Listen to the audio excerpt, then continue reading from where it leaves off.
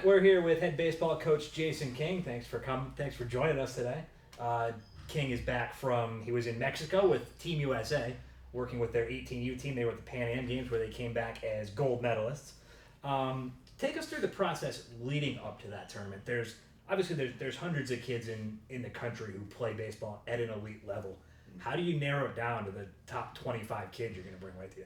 Well, it starts in June with the Tournament of Stars, which is basically a little over 100 players, and it's a week-long process where we just get a chance to see these guys play. And then from there, we choose 40 deserving players that we invite to trials, which was in Houston, which is a week-long, almost another week-long process.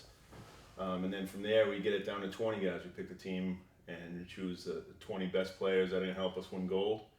And we're with them for about almost a week, and then we headed off to Mexico to compete. So it's it's a process that I think is very well done by USA Baseball, and we feel like we had the right people choosing the team that was going to allow us to compete at the highest level. So it was a well-run process, and I think brought us to the ultimate goal, which was winning a gold medal. What's it like bringing all those kids from different backgrounds together? How quickly did they bond together, and how much fun did they have while they were on the road together? Well, I think once you get it down to 20 is when they really start to bond.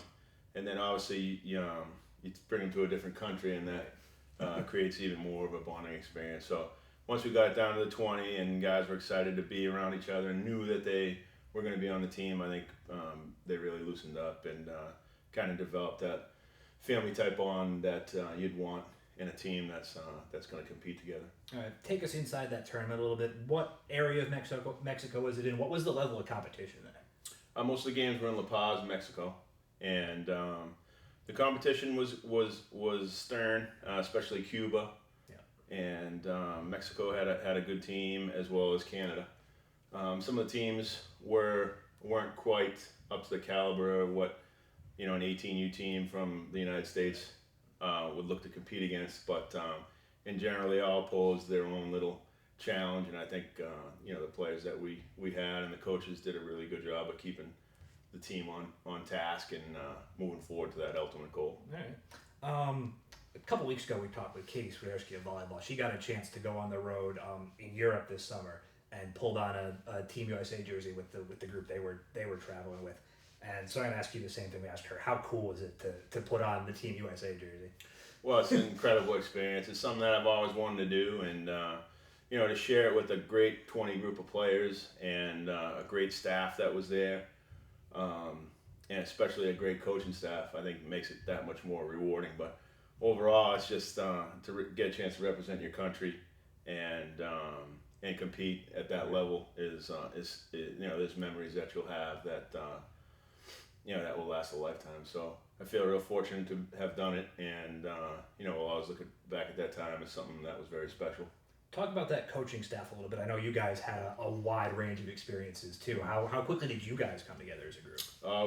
We came together as a group pretty quick because we were together throughout the whole thing, and we knew we were on the team per se, and we just had that goal to do a great job for all the players that were involved in USA Baseball and the country. So we bonded very quickly, and I think we were all head coaches, and Andy Stankwitz just did an incredible job of leading that group of coaches, and it was just something that as a coaching staff it couldn't have been any better for any of us how we gelled. So it was a lot of fun being with those guys. All right, let's try to frame this back to Ringe a little bit. Now, this is obviously it's the top 20 18U kids in the country. So, obviously, you've got a decade's worth of accomplishments here at Pierce, but these kids are kind of a different level. They're going to go on to your big-time Division I programs. So, working with players like that, what do you take back from that experience that you can use here? Well, it's just I think it works in the reverse. There's these are talented players, but they all have things they need to get better at.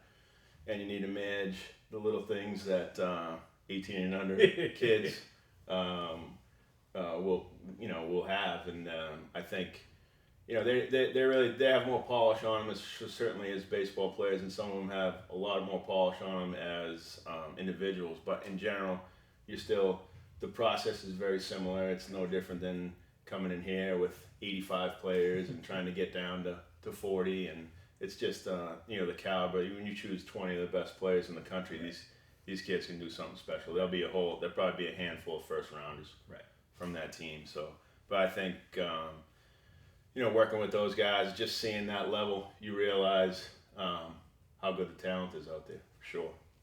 While you were gone, Mike Chambers was running the first week, couple weeks of practice here. Did you come back, everything was on fire, or was he just fine? No, I'm really thankful for Bruce allowing me to do this, first of all, and then and really appreciative of Coach Chambers, Coach Pelkey, Coach Bizzuto, and Coach Raymond for just holding down the fort while I was gone. And I think they did a really, really good job, and we played well this weekend, so that's a testament to what those guys did to get the team ready. I was going to ask you, right into the fire when you came back. You guys were at Harvard on Saturday. How'd that go? It went well. We always approach it the first game, the first 9 innings. We play as close as we would with our starting 9, our lineup. We threw 9 different pitches, and the score was 5-2 at the end of those 9 innings. And then the second game, we learned a lot about what some guys can't do at this point, with some of the younger guys getting in there and showing what they had to offer. But overall, it was a great day. It was an evaluation day. It was a competitive day. So we took a lot from it, and we'll move forward off of it. All right. So moving forward the rest of the fall, there's 3 or 4 more competitive dates. You also get your annual scout day in there. What are your goals for the program from now through the end of the fall season? Well, the first goal is to get the numbers down to a manageable amount. There's just we kept a lot of guys just so I can get a really good look at them once I got here, and we'll try to get that down to a manageable number in the very near future here. And then from there is just every day get a little better. Just every day make every player a little bit better. Have these guys focused on doing that, and I think that's what's going to lead us to our ultimate goal. But we want to find out exactly who we're going to have and what the team's going to look like, and then develop our plan from there. All right, last question. We'll put you on the spot a little bit. We've asked everybody this. We ask people to share a fun fact, something a little off the wall about themselves that maybe everybody doesn't know. Earlier today, Tyler Bishop shared that he's an avid fly fisherman. One of his women's golfers, Camden Morrison, shared that she loves to sing even though she can't sing very well. What's something maybe people don't know about Jayson King that's a little crazy? It's a little crazy. I love country music, and I know I can't sing worth a darn, but I love to be on stage and be one of those guys with a crowd at Gillette running Country Fest. But that's probably the goofiest thing with me, and I'll sing a little bit, but it's not good. There you go, Jayson King, head baseball coach and country singer. Thanks for joining us, Jay. You got it.